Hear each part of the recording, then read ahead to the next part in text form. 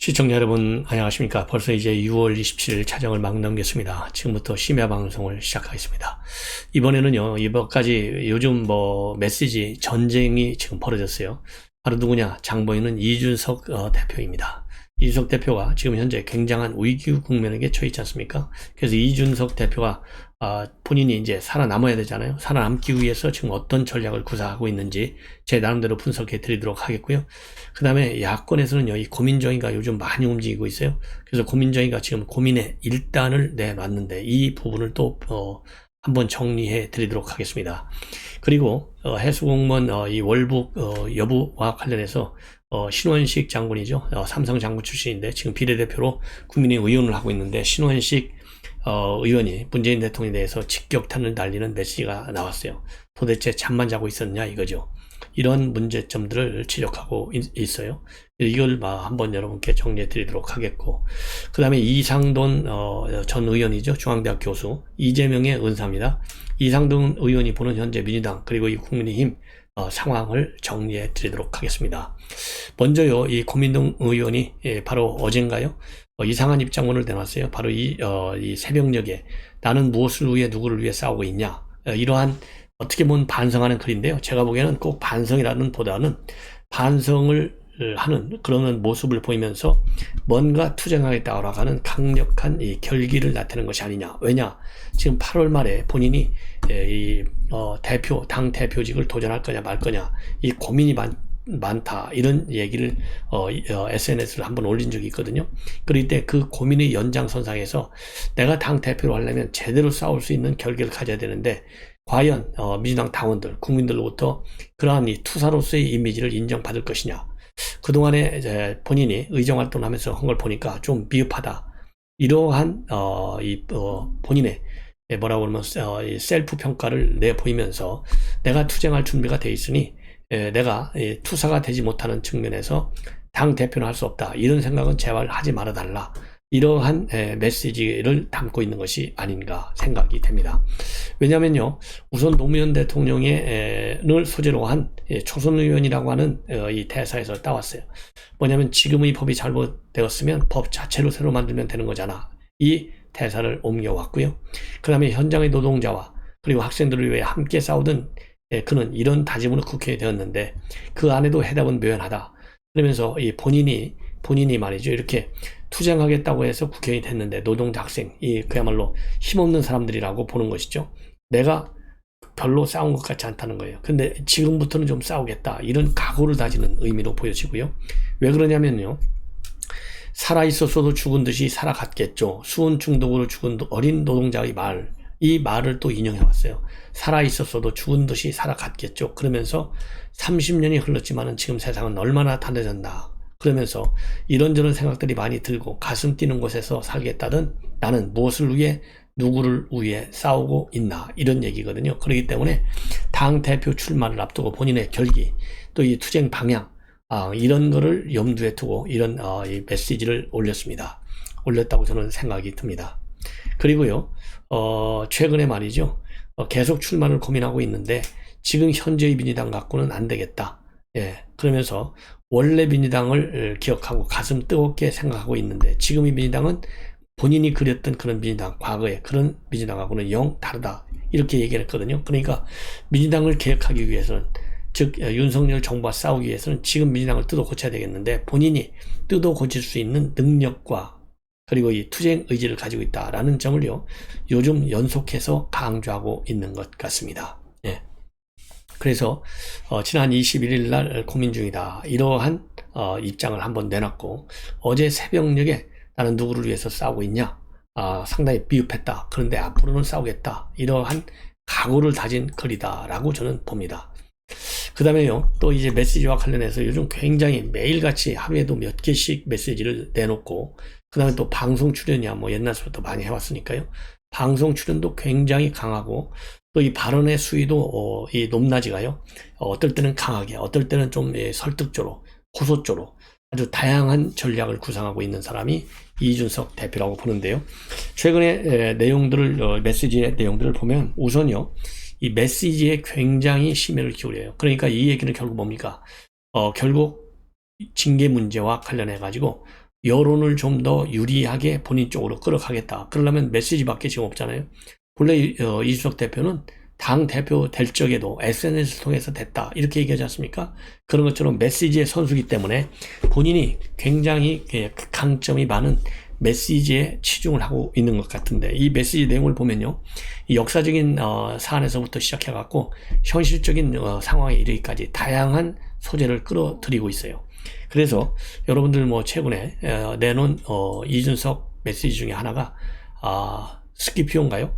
예, 스키피오 장군을 인용을 해가면서 또 메시지를 내놨어요. 그래서 무슨 얘기를 했느냐? 이 스키피오 장군과 관련해서 스키피오 장군 당시에 그야말로 이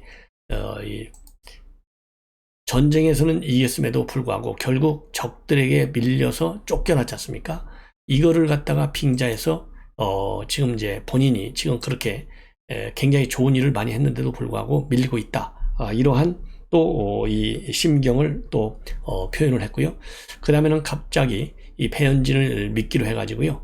이 배현진과의 싸움을 제대로 지금 안 해서 그런지 이 간장 한 사발을 좀 받아먹을 것 같다. 그래서 이 안철수 그리고 장제원 의원 이 두 분의 공세가 심해질 건데 참지 않겠다. 이런 또 의향을 표명을 했어요. 예, 그리고 또 하나는 이제 개혁 동력을 이어가야 되는데 이 개혁 동력은 굉장히 유한한 것인데 지금 과연 국민의힘이 이 개혁 동력을 이어갈 수 있을 정도의 능력을 가지고 있냐? 이러한 능력을 갖고 있지 않은 것 같아서 걱정이 된다. 이러한 또 입장도 내놨어요. 이렇게 다양한 형태의 메시지를 내놨다. 이거는 바로 뭐냐? 그야말로 이 혼합 전략을 구상하는 것 같아요. 그래서 지금 민주당 우리 국민의힘 안에서도 말이죠. 이준석 대표를 비판하는, 그래서 이번 징계를 제대로 해야 되겠다. 이런 분들을 지금 전선을 흐트러뜨리는 전략을 내세우는 것이 아니겠느냐. 저는 그런 생각이 들어요. 그래서 이 스키피오 이 포에니 전쟁까지 불러들이고 있고, 그 다음에 간장이라고 하는 언어, 요즘 젊은 세대들이 쓰고 있는 이런 언어까지 또 동원하고 있고요. 그 다음에 당 개혁과 관련해서는 지금 2030들 20만 당원에서 80만 당원까지 키워놨는데 이거를 개혁을 시스템적으로 지속성 있게 지속 가능한 개혁을 해야 되는데, 그래서 내가 혁신도 띄우고 그랬는데 여기에 대한 공감대가 상당히 부족해서 이거 한번 동의를 이루면 다시 당을 되살리기가 어렵다. 이 얘기는요, 2030 나를 징계하면 다 떠날 건데 또 한번 떠나고 나면 다시 2030을 불러들일 수 있을 것이냐, 못 불러들인다. 이런 확신을 갖고 있어요.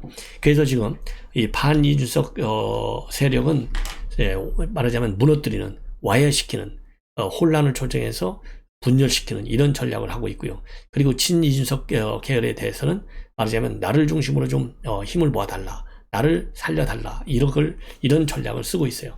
그러면서 최고수에는 어떤 전략을 쓰냐? 우선 친윤을 좀 뭐라 그럴까, 윤핵관은 어차피 갈라치기밖에 되지 않는다. 그래서 우선 장제원과 이 권성동을 갈라치기 하는 거예요. 그래서 장제원 의원을 최대한으로 갈라치기 위해서 지금 많은 작전을 쓰고 있고, 그러다 보니까 간장이라고 하는 이런 언어까지 동원해서 지금 장제원 의원을 비판하고 있어요. 물론 이제 장제원 의원 지금 여당 입장에서 도대체 이 윤석열 정부의 성공을 위해서 도와주는 게 뭐냐, 여당이 지금 이럴 때이냐, 이런 비판문을 내놨는데요. 상당히 강하게 쐐기를 받고 그리고 분열, 갈라치기를 하고 있어요. 그래서 한쪽으로 권성동 원내대표는 내 편으로 만들고 장제원은 치고 나가고, 이러한 이분법적 전략을 취하고 있는 것도 굉장히 특성 중에 하나냐. 그러나 하나 줄기차게 하고 있는 것은요, 이 징계 국면, 본인도 이제 위기라는 거 다 알 거 아니겠습니까? 당연히.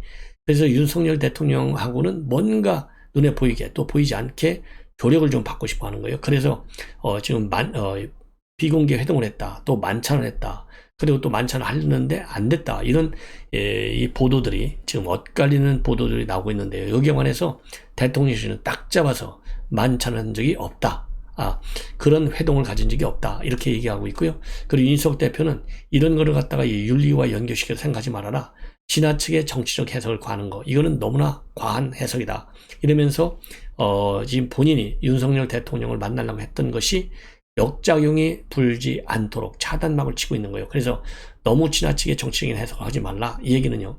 지금 본인이 이 윤석열 대통령과의 회돈 만찬이든 뭐가 됐든 이거를 갖다가 윤리위의 이 강력한 징계를 받기 위해서 지금 이 방풍벽을 세우는 건 아니냐, 이런 지금 비판이 제기되고 있거든요. 그건 아니다, 그렇게 하지 말라, 이렇게 지금 톤다운 시키는 작업을 하고 있는데요. 이와 관련해서 대통령실에서는 시종일관 전혀 그런 사실이 없다라고 밝히고 있어요. 그 얘기는 결국 뭡니까? 지금 이준석 대표 이미 대선 국면에서도 윤석열 당시 후보를 굉장히 곤궁에 몰아치는 그런 그야말로 당 대표로 살 수 없는 그런 이 작전을 여러 차례 구사했어요. 지방으로 그냥 뭐 말도 없이 그냥 도망가 버렸잖아요. 예. 그래서 윤석열 당시 후보가 2번씩 3번씩이나 쫓아가 가지고 달래고, 그래서 다시 또 이 선거 국면으로 또 데려오고 난리를 쳤지 않습니까? 그래서 지금 보도를 보면 지금 친윤계 윤핵관들은 별로 이준석이 좋아하지 않는다는 거예요. 그래서 이때 차라리 정리를 해버리자, 이런 지금 분위기가 있다라는 보도까지 나오고 있는 상황이거든요. 그러다 보니까 윤석열 이 대통령실에서는 만난 적이 없어 딱 긋고 있는데, 지금 전반적인 보도 그리고 정치권의 소식을 보면 만난 건 사실일 건데 만찬은 하지 않았다, 이 얘기를 하는 것이 아니겠느냐, 이런 조심스러운 관측도 나오고 있는데요. 어쨌든지 간에 내일 이제 윤석열 대통령이 나토 정상회의, 그야말로 이제 다자 정상회의 첫 무대에 오르는데, 여기서 윤석열 대통령이 이제 이준석과는 거리를 상당히 두겠다, 일단 거리를 두고 윤리위가 독자적으로 잘 판단하도록 하겠다라는 일종의 방기 카드라고 봐요. 그래서 내일 공항에 말이죠, 물론 대통령실도 조금만 나간다고 하지만은 그래도 명색이 당대표 아니에요. 그리고 첫 번째 순방이지 않습니까? 그러면 관례대로 당대표가 나가는 것이 정상이겠죠. 그런데 지금 보도를 보면요, 이준석 대표 내일 출발 시간에 별로 할 일도 없다는 거예요. 일정이 없다, 비어 있다는 거예요. 그럼에도 불구하고 나가겠다라는 말을 못하는 거예요. 왜? 뭐 이준석 대표도 보도를 통해서 다 볼 거 아니겠어요?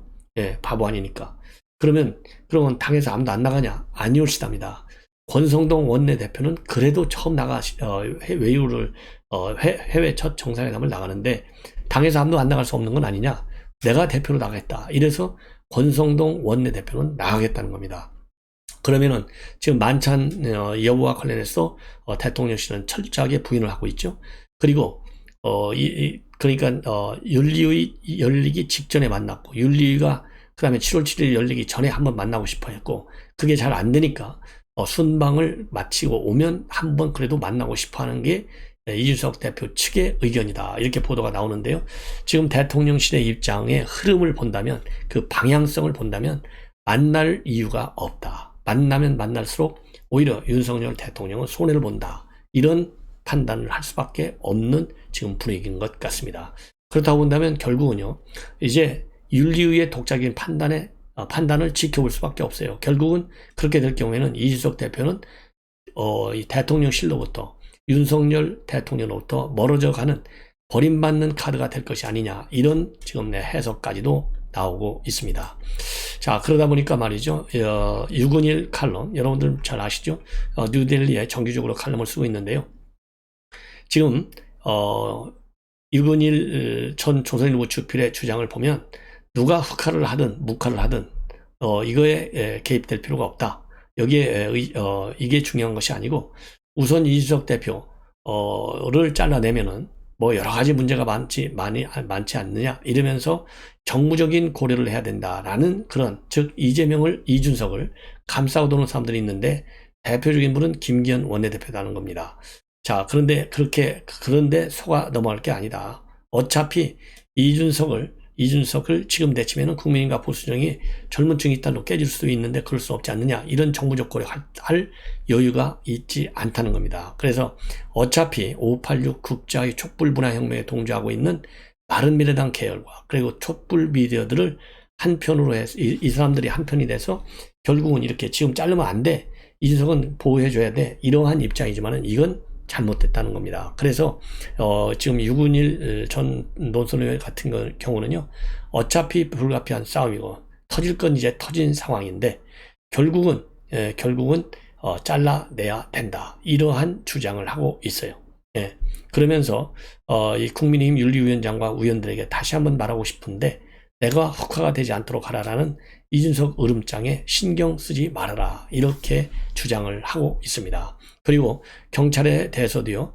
경찰은 왕년에 힘센 자에게 아부한다는 비판을 들었는데 이 오명을 씻기 위해서라도 경찰은 이준석에 대한 수사, 김성진 참고인에 대한 조사를 철저히 해서 실체적 진실을 신속히 밝혀라 이렇게 주장을 하고 있습니다. 자, 그리고 이러한 당내 갈등과 관련해서 지금 이상돈 의원이 말이죠. 이상돈 전 의원, 지금 이제 명예교수로 있어요, 중앙대. 이분이 최근에 말이죠. 이 파이낸셜 뉴스하고 단독 인터뷰를 가졌어요. 여기에서 이 쓴소리를 하고 있습니다. 예, 쓴소리. 여는 여대로, 야는 야대로. 그래서 지금 여당과 관련해서는요, 이 당 대표를 징계하니 많이 하는 이 상황, 이 자체가 정상적이지 않다. 지금 여러 가지로 이 경제가 어려운 상황에서 여당이 민생고를 책임져야 되는데 이 당내 세력 간의 권력 투쟁에 매몰되어 있는 이 상황은 굉장히 지금 안 좋은 것이다 라고 주장을 하고 있어요. 자, 그러면서 이러한 정당은 정상적인 정당이 아니다. 이렇게 주장하고 의혹이 사실에 근거둔 것이냐 아니면 풍문에 그치는 것이냐를 떠나서 집권당 대표는 굉장히 공적이고 명예가 중요한 자리인데 당내에서 조심스럽고 조용하게 처리해야 한다. 그런데 이걸 가지고 백가쟁명식으로 떠들고 서로를 고발하는 것은 또 모자라서 당 대표를 징계하겠다는 상황이 벌어지고 있는데 이건 초유의 상황이고 한국 사회에서 최소한의 품위가 사라졌다는 것을 보여주는 사례다. 이렇게 비판하고 있습니다. 그리고 민주당에 대해서도요, 상당히 쓴소리를 하고 있어요. 그러면서 정책 실패로 정권을 내준 민주당에는 희망이 없다. 아예 새 당을 만드는 정도의 개혁이 아니면 민주당은 회상할 수 없다라고 일관을 하고 있습니다. 그래서 지금 이제 민주당이요, 이 환골 탈퇴를 해야 되는데 환골 탈퇴 전혀 불가능 같다. 이렇게 강도 높게 비판을 하고 있어요. 예. 그러면서요, 윤석열 정부가 잘하기 위해서라도 야당이 똑바로 견제하고 감시해야 하는데 지금 민주당으로서는 굉장히 어려워 보인다. 이렇게 주장을 하고 있습니다. 자, 그래서요, 이 이상돈 이 교수의 이런 주장 민주당도 잘 들어야 되겠고요. 우리 국민의힘도 잘 들어야 될 것 같습니다. 그 다음에 신원식 의원이 최근에 이 태스크포스 TF에서 이 발언한 내용, 한 24일자 발언 내용인데요. 굉장히 의미 있습니다. 우선요, 이번 사건의 경우에는 문재인 정권이 자신의 잘못을 감추고 북한 비율을 맞추기 위해서 국민을 희생시키고 명예를 짓밟은 반헌법적이고 반인권적인 범죄다. 이렇게 아주 강력히 주장하고 있고요.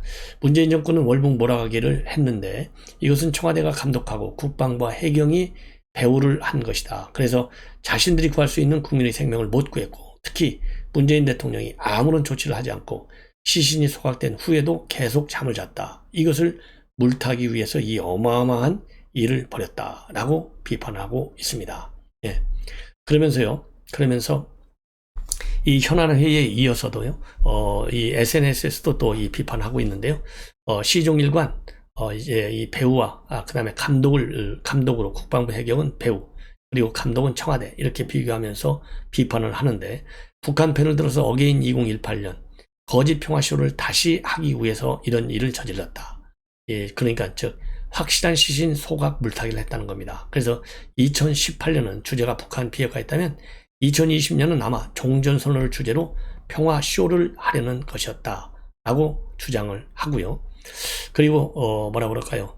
아주 디테일한 것은 감사원 조사를 통해 드러나겠지만은 특위한테 대부분의 사실을 해경과 국방부에서 시인을 했고 아직도 부인하는 것은 당시 청와대밖에 없다. 이렇게 지금 비판을 하고 있습니다. 그리고 서주석 전 차장이 이런 걸 부인하고 있는데 만약 그렇다고 한다면 이 청와대 안에 있는 컴퓨터방을 서 차장이 모르게 문재인 대통령이나 서훈안보실장이 와서 살짝 국방부에만 하달했다는 얘기냐 이렇게 반문을 하면서 말이죠. 서주석 전 차장 부하 직원들이 차장을 모르게 살짝 북한을 흠모한 나머지 북한을 위해서 국방부에 그런 거짓 음해 조작을 하라는 지시를 내렸다는 것이냐. 그래서요, 이 하태경 의원이 주장한 대로 이건 서 차장이 직접적으로 개입했다라는 점에 뭐라 그럴까요? 방점을 두고 지금 비판을 하고 있는 그런 내용이 되겠습니다. 예. 자, 그래서요, 이준석 대표가 얘기하고 있는 여러 가지 점을 또 말씀을 드렸고, 아까 말씀드린 대로 포에니 전장까지 인용을 하고, 그리고 이제 스키피오까지 비교를 하면서 본인이 지금 당하고 있다. 이러한 입장까지 내놨어요. 그리고 이제 오늘 새로운 입장 중에 하나는 바로 뭐냐? 이제 머리카락 3개까지도 사진에 찍어갖고 내 머리카락 이렇게 3개, 흰 머리가 동시에 생겼어. 내가 굉장히 스트레스 받고 있잖아. 그러니 나를 살려. 그리고 윤리위에 주장하는 거, 이거 징계하라는 거, 이거 잘못된 거야. 이거를 호소하고 있어요. 그래서 지금 그러면 왜 흰 머리카락이 3개냐? 여기에 대해서도요, 해석이 나오고 있는데, 이 흰 머리카락 셋은요, 뭐를 얘기하느냐? 하나는 배현진이고요, 하나는 안철수, 하나는 장제원을 얘기한다고 합니다. 그래서 이 안철수와 장제원 간의 연합전선, 이 가능성을 이준석 대표가 굉장히 경계하고 있고요. 그 맨 앞에서 지금 뭐라면 향도처럼 딱 해가지고 이준석을 저격하고 나오는 사람이 배현진으로 지금 보는 거예요. 그래서 머리카락 3개를 사진을 찍어서 올려서 지금 굉장히 내가 어려운 상황이 있으니, 자, 이준석을 잘라내면 2030 다 날아간다. 그러면 이 국민의힘은 돌아올 수 없는 다리를 지금 걷는다. 그래서 혁신을 제대로 가동시켜서 이 개혁의 동력을 이어가야 되겠으니, 이게 바로 이준석식 정치다. 이러한 이준석식 정치에 힘을 달라. 이러한 호소를 하는 것으로 보입니다. 시청자 여러분, 이것으로 오늘 심야방송을 마치겠습니다. 편안히 주무십시오.